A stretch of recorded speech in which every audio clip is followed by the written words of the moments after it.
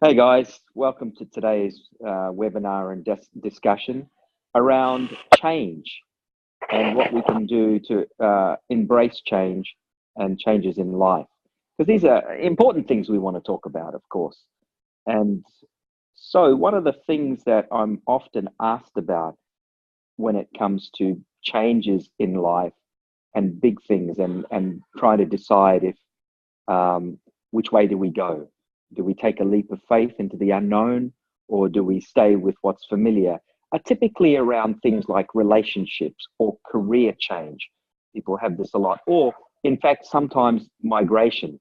So when you're moving uh, countries for career or work or family or otherwise. So let's maybe start with probably the most common one, which is around relationships. So people go to me, oh my God, should I leave? Shouldn't I leave? Did I leave? Did I do the right thing? Or did I not do the right thing? Well, so this is really interesting. So, what I really wanted to suggest is that, firstly, only yourself, only me, only you can know your authentic truth about a situation. So, if you want to know the answer to anything, really it comes to us to decide how how I can connect to myself more and more, so I can firstly ask the question and secondly get the answer which is aligned to who I am and what's my reality. So of course you go, how do we do that? So let's start from probably the most obvious. Most of us are quite comfortable in the thinking space, and particularly when it's something like relationships, we can sit back, we can analyze, we can try and work out, what's happening and who's doing what and why. But one thing that sometimes we don't think to do when we're considering our relationship at any stage, let alone uh, whether we continue it or not, is to just make a note of what are the positives and what are the challenges? What are the good things? What are the not so good things? And actually, very simply, just write them down. Two big long lists, or short, however long or short they need to be, which just visualize every single thing you can think of. And it's a brainstorm. So it's not about, well, what are the oceanic things? It's everything, I hate that she leaves the washing on the ground. I hate that he always has the toilet seat up, the simple things. I love how he makes me a cup of tea in the mornings. I love how she massages my feet and, brings me my slippers at night. Everything you can possibly think of to get it out of your head and down on paper, and you can just have a look at it with some clear eyes. So that's a cognitive piece, and it's really important to engage our cognitive side. And since that's usually the most easiest, that's a good one to do up front. So the next thing I'm drawn to is feeling. So there's two types of feeling we want to talk about. We want to talk about our emotions, so our emotional state, and then there's our intuition, which we can often speak about in terms of it's a feeling I have, it's an intuition. So let's start with our emotions first. Are you trying to ask something, Trish, or are you just stretching your arm? Oh, you've got a sore thumb. Sorry. It's from all that writing you're doing around the lists, isn't it? Getting it all out of your head and onto paper. I like this girl. So anyway, our emotions. So of course, our emotions are a big part of our relationships, and it's important to understand what we're feeling and where does that relate.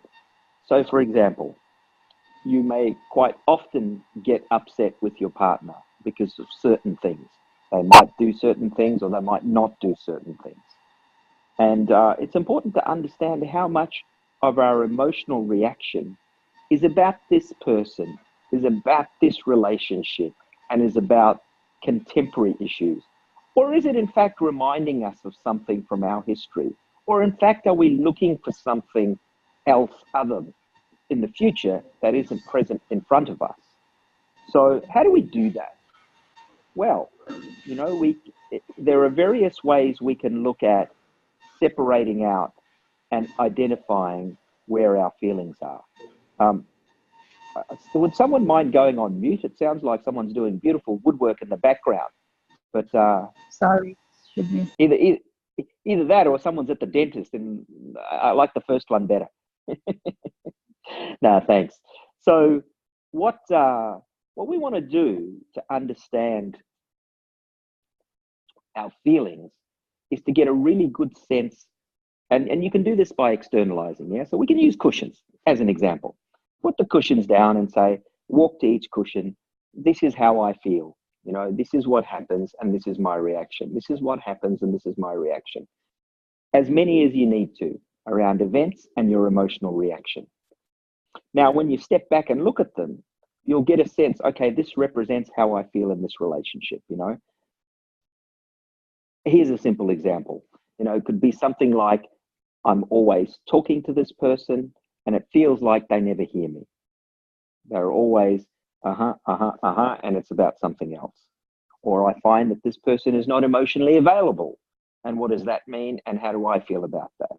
Or this person is always aggressive and I'm in fear. And once we've done that, and we can find all of these pieces that you're having emotional reactions to, or, you know, a common one is, I don't feel this person. They're very cold. They're very clinical. So we have a great relationship for all purposes, but there's no real experience of our emotional connection. Quite common in our corporate environment here.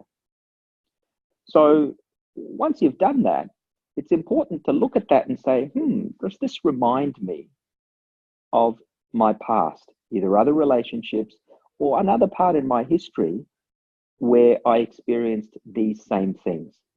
And what was the consequence of that? So we start to understand how much of our emotional reaction is situational and real time to this relationship versus what may be related to some other beliefs or experiences that we're carrying, that this is enhancing or aggravating. Enhancing may be good things. It could be great things. You know, you might find that, you know, this person is very available emotionally and so loving. And, you know, I'm really lucky because I found every major relationship I had, I've always attracted someone who could be so loving and available to me. Perhaps. So that's really important. Then if we move to the other side of the equation for feeling, and that's what I was speaking about before in terms of intuition. So what does my intuition tell me? Do I have a gut reaction? This feels right. This doesn't feel right. So firstly, it's very important to acknowledge what that intuition, what that feeling, what that thought, however the intuition expresses for you is, without any judgment, without trying to draw a conclusion. And then from there, we want to explore it a little bit more. We want to explore and say, well, how does this align to who I am? If this feels good, because it doesn't feel good, because. And you know what? If you're in this place of connection, that answer becomes very clear. If you're not in a place of connection, that answer isn't very clear usually, or it seems confusing, which is a great indicator because that tells us that we're not fully aligned between our conscious self, our unconscious self, and our essence, whatever you wish to call your essence. And so that gives us a hint. It might be an idea to try and align those things up to get more clarity on what our intuition is telling us. And then we want to talk about what our choices are. And in understanding what our choices are, what do we believe? What's our reaction to that? So once we've done some of that, we get to, okay, well, my choice is I continue as it is. We try and work together to change some of these things and work out what is changeable and what isn't. And the third is, I don't see a future in this. So either I continue knowing there's no future, or I choose not to continue because I don't see a future in this. The most important part is to assess, how do you feel about each of those options? Because they're the major ones that are available here. And sometimes to do all of that, it really requires us to step back and look at what are our core values? What are the things that I really want? And what are the things that I really need that I've discovered? And how are they reflected in this relationship that I'm in from a behavioral point of view, from a communication point of view, and from a thinking, feeling place that we spoke about before? Because, the other thing is, if firstly, we need to be clear on what are the core things that are important to us. And secondly, we need to understand what that means on a day-to-day basis. Have I communicated what the most important things are to you? Have you understood what that is? Do I understand the same back from you? And you know what? Has it changed? We may have been together 20 years, and the order of uh, what I need out of my core values may be very different now because we have 5 kids, whereas when we met, we had no kids and the order was slightly different. All of these very practical things. And then, of course, when we're talking about practical and pragmatic, we also want to consider the effect on our environment. If we have children, what are the economic impacts? And that's a common one I get in the clinic and speaking with a lot of people is, look, we can't afford to get divorced. There's a financial practicality here.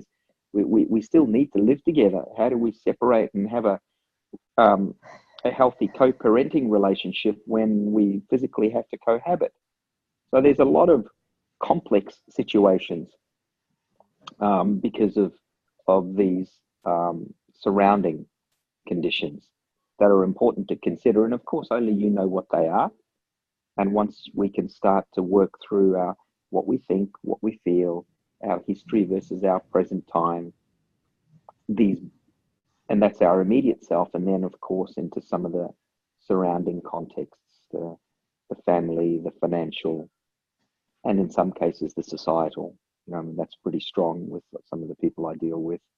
And it has a big impact on not only themselves and their self-worth, but potentially a family or an extended family, and even their work at times. So there can be some very complicated things to consider.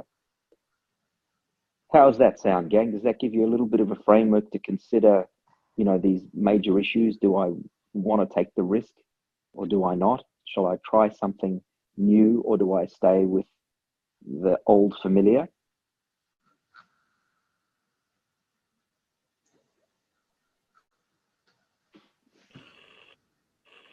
Cool. Yeah. So I think the other thing that's really important that that that we want to highlight is that I spoke about checking in as to what is your reaction to these things. Now that's a really big giveaway because our reaction on these major issues tells us about where we're at in how we view the world and ourselves and everything in life. So, for example, if I decide, you know what, I can really feel that in this instance, this relationship isn't serving me, it's not in my greatest good, and I've looked at everything, there's lots of good stuff, but you know what, it's not for me. But I'm absolutely terrified. It's not a bad relationship, but I'm terrified. I can't afford to, I can't be alone, or I'm too old and I'll never find someone else. Not an uncommon reaction. So what does that tell us? That, there's this strong fear base in us. What is it about? Is it a place of terror? Is it a fear of abandonment or being alone? What's really happening here that's so overriding what I know to be in my greatest and best good? In which case, it's identified for us an area that we can work on for ourselves. This can be a great way for our own professional or personal development and evolution. And so in these major things in our lives, there's lots of big messages for us as to where we're at and how we can create more conscious choice, more awareness, more presence in the moment. And of course, the more present we are in the moment, the more actively we're able to shape and create our lives the way we want them to be. How's that sound, gang?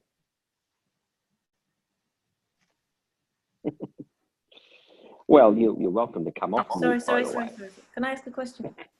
Is it Yes, possible please. to just to recap that in a bullet point thing? So we would ground first, I presume, before we do that, yeah?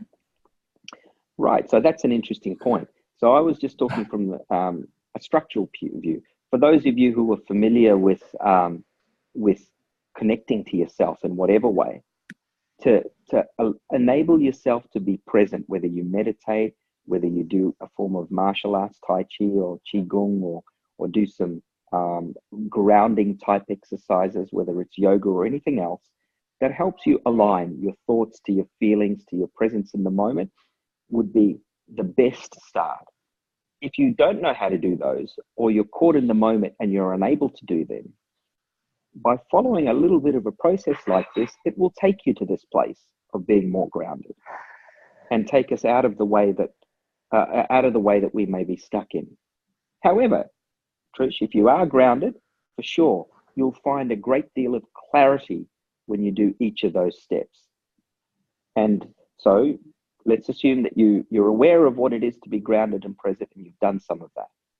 And then you start to look through your thought process, and from your thought process you go through the cognitive, and you may not choose to do that. So for example, some of us who are more emotional might decide, I'm more connected to my feeling, my emotional feeling, I'm going to start with that. And some of you might be, my intuition is so strong all the time, I want to start with that. So start with the place that you feel the most energy or the most comfort, because I think that's the easiest. Does that help, Trish? So what we're doing is we're putting a cushion on the floor and asking the question of... Well, you're actually asking the question for yourself. Yeah. So you can put cushions, you can push something down. Firstly, two things, right? So if you're writing your thoughts about something, you're writing a list. If you're checking into your emotions, so emotional self, how do I feel in this relationship with this person? Then, you want to externalize it. You can use a cushion or something physical to manifest the feeling. It's always a good idea, So I feel unseen. That's one cushion. Oh, do I? Okay, good. I feel like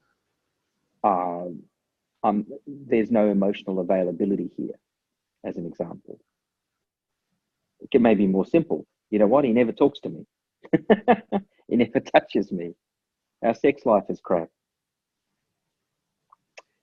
And one other thing that's really important to consider is, just on that note, is biorhythms.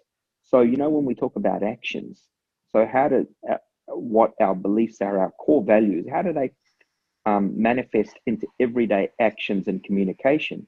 Well, that's really, really important that we understand. In most of our lives, we're all so busy that our biorhythms and needs rarely coincide. So a classic example of that is sexual intimacy. It's difficult when you've got family and if both partners are working, that the desire and the need and the fulfillment all align at the same time. And of course, that's an important part of any relationship, as are things like communication, or even just social intimacy. So sitting there and maybe watching a movie together and just holding hands or cuddling or something like that. Whatever those modes of intimate connection are really important to understand, and also to understand where they're not working.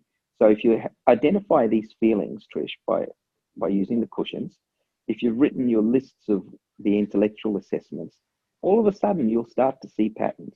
You'll start to see understandings, Is there something really obvious here that's not meeting what my core desires are, my core values are? And is that something that then we're going to, do something about or not? We spoke about what are the choices. We continue on as it is. We decide to do something about it, to change it. We decide to move on. We do move on, or we don't, even though we decided to move on.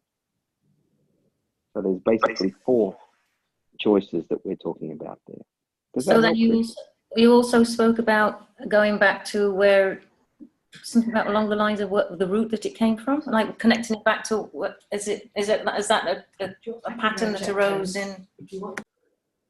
Yeah, good call. Thank you. So when we're going through the emotional reactions, once we've gone through all of them, it's to look at them and say, how much of my emotional reaction that I've just covered is situational? You know, is it about this relationship, or can I see patterns? You know what?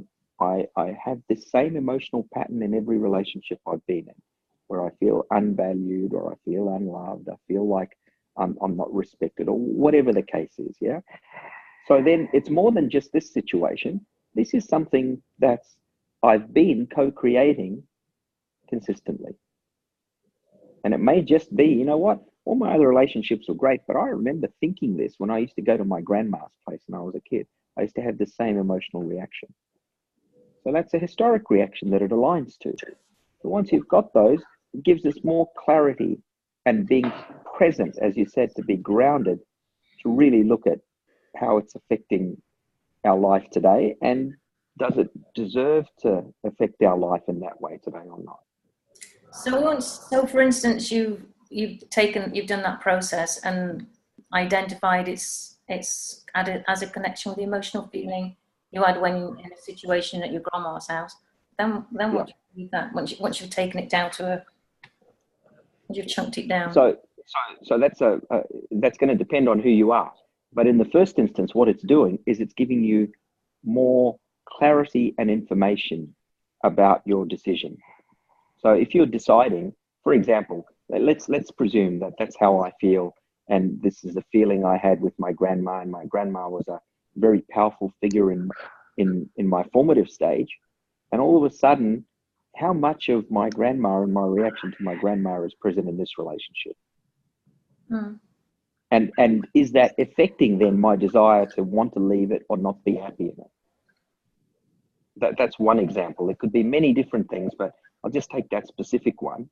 What I'm saying is when you have this level of clarity, all of a sudden you can have an insight into how much of a healthy view you have on the way you're assessing your relationship versus how much of a more restricted view you have on how you're assessing your relationship.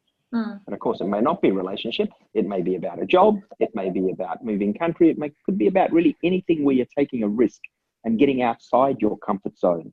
And it's stretching, you know, this sense of safety inside of us.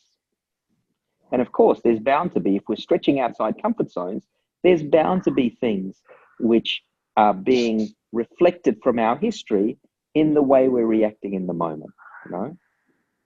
And usually it'll be a strong emotional reaction. The stronger the emotional reaction, the more likely it has that historical input to it. So in chunking it down to finding it is, as an example, coming from the grandma or from the emotional feeling from the grandma. Yes. Okay, we've identified it, and then is there anything that we can do? I mean, what we would go further with that would be something that would work on in core, or is there anything else we can do with that? You can do, you know, whatever you choose to with that. There's many ways to approach it, you know, many therapeutic methods, Mary, that you could use that as input work for. Absolutely. Of course, you could use it in a core framework, but that's not the only piece. Even if you're doing any sort of dialogue work or your own meditative work, that gives you a lot of focused richness on what you can work on, for sure. Mm-hmm. So conscious choice, yeah, it gives you clarity and conscious choice. And it's a bit beyond the scope of the webinar to discuss exactly what we could do along the different.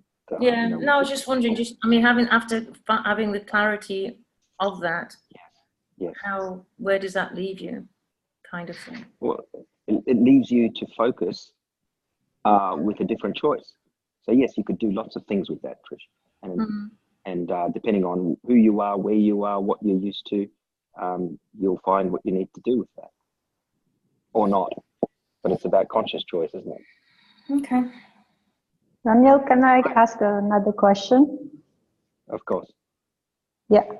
So Okay, I can see what you're talking about, and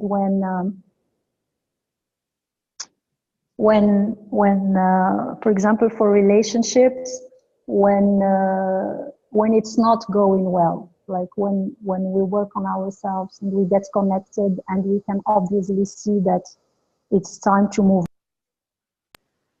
whatever, abusive relationships, or like the relationship is not good, and obviously it needs just a connection with the self and bringing some self-awareness to understand that the facts are shitty and it's time to move on. That's a part that I see. It can happen. Now, the most difficult one is when we are settled in a job, or settled in financial security, or settled in a relationship for a long time. And then you've got to find double the courage to move on, because there is somehow a bigger growth needed. And for me, I understand the first one because of my experience. I've been kind of thrown in risks and so on. I understand when it's not going well, obviously it needs some therapy and some clarity and self-awareness with the self to move on, because it's almost sometimes a stupidity to stay in a relationship or in a job while we are totally disconnected with ourselves and unhappy. The most difficult part of life is when things are going well, when we are in a job where the career is going amazing, or when we have capacities in a specific area where we are able to, become the CEO of the company. Still, yes, this is not the path. Still, this is not what is supposed to be taken. Still, this is not the right person. Even though we've built up the kids, and even though we are the CEO of that company, and you've got to decide to move on. That's for me where the challenge is bigger. Because the first one is obviously needing some therapy. The second one is needing courage, faith, and the leap in the unknown, because we're losing a lot. So can I look? That's beautiful. It's so clear what you're saying, and I'm really happy that you're bringing it up, because you know what? Yeah. Sometimes in a place of pleasure, we can go beyond our comfort zone as well. It's not a place of pain that takes us there. It's a place of pleasure. And not pleasure. I'm not talking about pleasure. I'm talking about a place of unconscious frustration that is hidden by the thoughts that it's a pleasure. It's very different. It's sometimes our thoughts are bringing up to thinking that it's a pleasure. Meanwhile, it's actually an unconscious pain hidden. So that's beautiful. What you've just identified is the disconnect between our thoughts and our inner reality. Yeah. Right. And if you not reality, our thoughts and our intuition. That's what I'm talking about. Well, I don't know. I think there's thoughts. Well, there's not several the reality. things in that. Well, no, your inner reality. Your inner reality. Okay. And your inner reality is several things. So you spoke about your feeling, and then you spoke about your intuition. So they're two separate things that both make up my inner reality, how I feel emotionally, but also what my intuition tells me. And then there's what my cognitive you're telling thoughts the intuition is not here. You're saying the intuition. The intuition is not here. Well, our intuition is here. Before as well, you said the thought is an intuition. The thought is not an intuition. No, I didn't say the thought. Yeah. I didn't say the thought was an intuition. No, I said the feelings broken into two. Intuition. No, there's two things, yeah? The way we feel is broken into an emotional self and an intuitive self. They are two different things. We just use the word sometimes, I feel, and really we're referring to our intuition. Or sometimes we say, I feel, and it's my emotional self. I'm talking about language now. It's common in English that we use that. And I was just creating a distinction. But our thoughts are different. So what I'm hearing you say very clearly is that sometimes there's a difference and a disconnect between those. And so for us to be very clear and aligned inside ourselves will lead to a decision which is aligned to our truth. So firstly, you've identified there's a non-alignment. Yes. And then there's things you can do to create alignment. And from that place of being aligned, you can then view the situation in the moment and go, okay, now that I'm aligned, my intuition, my feelings, my assessment of reality, including this place that also says, you know, life is great. So there's abundance here, there's expansion here. What else is there? Good, let me check that out. And then from this aligned, integrated place, what suits me in terms of action? Because everyone's different. Everyone has a different risk profile. Everyone has a different personality. Some are more gregarious and outgoing and risk-taking. Others are just comfortable and conservative, and that's them. And that's the uniqueness of every person. But that's the subject. But that's the subject we're talking about. The people who are comfortable and that's just them, how to move them to the second level of their Why growth. do they want to move? If they don't want to move, that's their choice. You can't force yourself or your opinion on someone. It's about that person finding their reality and making a conscious choice. What do I want? And if they don't want to make a conscious choice and they want to just be disempowered and move along with life, well, that is their choice, isn't it? It's true.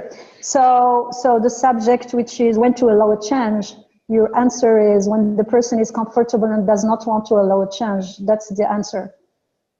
Well, that's their choice. The subject was when that's their choice. Okay. Yeah. I get it. And then to take a risk, when to take a risk and go outside the comfort zone. Well, you know what? Only one, and we said this in the beginning, only one person truly understands what our truth is, and that's me, that's you. No one else can tell us what that truth is. And the more aligned we are to all our components and the more connected we are, the more we know what our truth is. And then we have conscious choice. Do we want to listen or do we not want to listen? And, you know, that comes to us, doesn't it? Yeah. And that's ultimate empowerment. Yeah, that's ultimate empowerment, is to be in a place where we have conscious choice and then we choose to do or not do what we decide.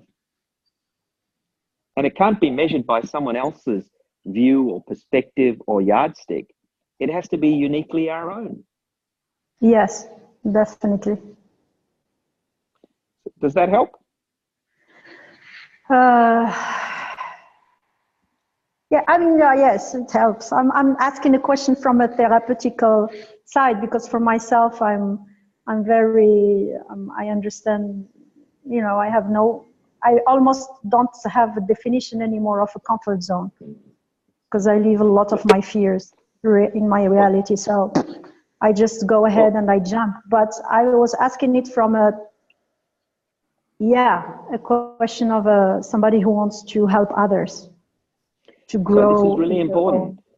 If you're helping someone else, no matter what you do, it's important to really see that person where they are. If you're trying to teach someone English, there's no point trying to teach them Oxford in English if it's English as a second or a third language for them. You know, we need to meet someone where they are, and then truly that's when a connection and help can be aligned to the needs. Yeah. You know, if you're going in with your own agenda or your own idea or your own insight that you want to impart on someone, then it's not going to be very successful for them, which is ultimately who you're trying to help. So this is really important. People need to find and ultimately if we're working with people, to empower them to find their reality. And that best happens when we meet them wherever they are in the journey that we're sharing with them. Yeah, I do hear you, yeah. It's still their own truth at that moment. And that's very critical at that moment. Because my truth 5 years ago was different to 15, 20 years ago before I had kids, to what it'll probably be in 5 years' time when I'm grumpier and older. Probably grayer. Yeah, I see some of you grinning away there. Yeah. You'll keep. All right, gang. Hey, listen, that's been great. We've gone over time, so thanks for being patient. This is going to go up, and we look forward to next week where we have another one, yeah? Thank you, Renew. You're welcome, everyone. Thanks for joining. Thank you. See the, cool. Yeah. Nice to see you all. Take care, gang. Bye. Bye.